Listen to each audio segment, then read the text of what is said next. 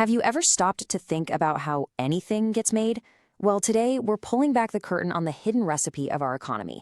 It's the blueprint behind literally every single thing you buy, own, and use. Let's jump in. Just look at the smartphone that's probably in your hand or pocket right now. It's kind of like magic, isn't it? This smooth piece of glass and metal that connects you to, well, the entire world.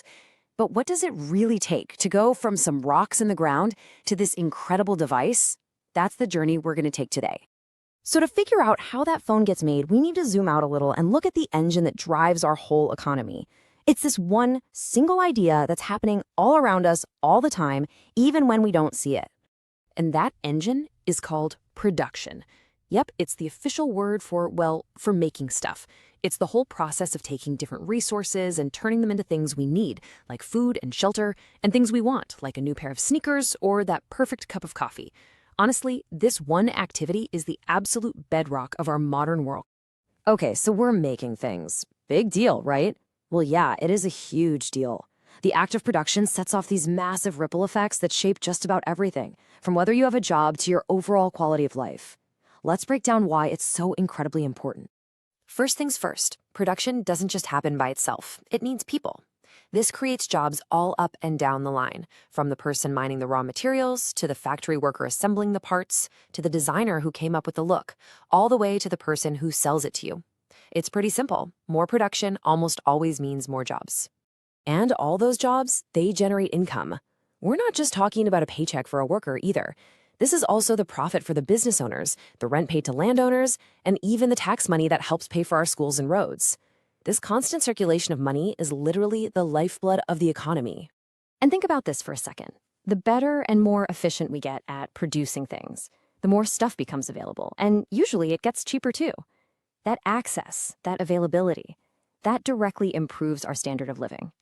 It gives us everything from life-saving medicines to the shows we binge watch every night. So all this making and selling and earning, it gets measured. The total value of everything a country produces in a year is called its gross domestic product, or GDP. You can basically think of it as a country's economic report card. When production is buzzing, GDP goes up, and that tells us the economy is healthy and growing. So production isn't just about making gadgets, it's about creating wealth, opportunity, and a better life for all of us. All right, so if production is the recipe for our economy, then what are the ingredients? Well, economists have boiled it down to 4 essential components. They call them the factors of production. Let's see what's in the mix. Here they are: land, labor, capital, and entrepreneurship. Every single thing, and I mean every single product or service, is made from some combination of these 4. Let's dive into each one. First up, we have land. Now, when an economist talks about land, they're not just talking about a patch of grass in a backyard. It's a huge category that covers all natural resources. We're talking about the oil under the ground, the wood from trees, the fish in the ocean, even the water we drink. Basically, it's all the raw stuff that nature gives us to work with. Next, you need labor. This is the human element, the people power. It's not just the physical work of a construction worker, it's also the brain power of a scientist or the creative genius of an artist. Any human effort, physical or mental, that goes into making something is labor. Our third ingredient is capital. Now, these are the man-made tools that we use to produce other things.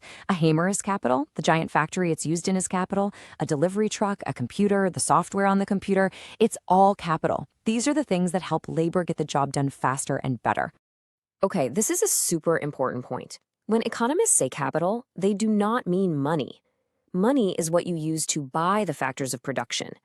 Economic capital is the actual physical stuff, the machines, the tools, the buildings, that does the producing. It's a key difference. And finally, we have the secret sauce: entrepreneurship. You could have a mountain of resources, 1,000 workers, and the best tools in the world, but if they're just sitting there, nothing gets made. Entrepreneurship is the spark. It's the vision, the drive, and the willingness to take a risk to bring the other 3 factors together and create something totally new. So we have our 4 ingredients on the counter. How do they actually get combined in the real world? Let's take a look at the recipe in action and see how an entrepreneur actually turns these separate pieces into a business. You can think of the entrepreneur as the chef. They're the ones with the vision, the ones who know how to mix everything together. Without their drive, land, labor, and capital, are just a pile of useless ingredients waiting for someone to give them a purpose. And here's how it usually plays out. It all starts with that big idea. That's entrepreneurship. From there, they have to get the raw materials. That's land. Then they need to get the tools and the factory. That's capital. And of course, they need to hire the right people to make it all happen. And that's labor. You put it all together in the right order, and bam, you've got a new product ready to launch. So let's bring this all back to you. This isn't just some boring theory from a textbook. This 4-factor recipe is literally the blueprint for everything sitting around you right this second. Remember that smartphone from the beginning? It's the perfect example. You've got the minerals from the earth, land, put together by skilled workers, labor, inside high-tech factories, capital, all because a company had a bold idea and took a massive financial risk. Entrepreneurship.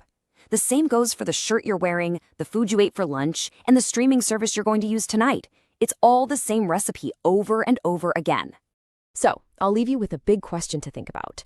For hundreds of years, our world has been built on this foundation of land, labor, capital, and entrepreneurship. But now, with powerful AI exploding onto the scene, we've got a brand new, powerful force in the mix. So which of these 4 ingredients do you think AI is going to shake up the most? Will it just become a new kind of capital? Will it completely transform labor? Or could it even change what it means to be an entrepreneur? That's a question we're all going to be finding the answer to very, very soon.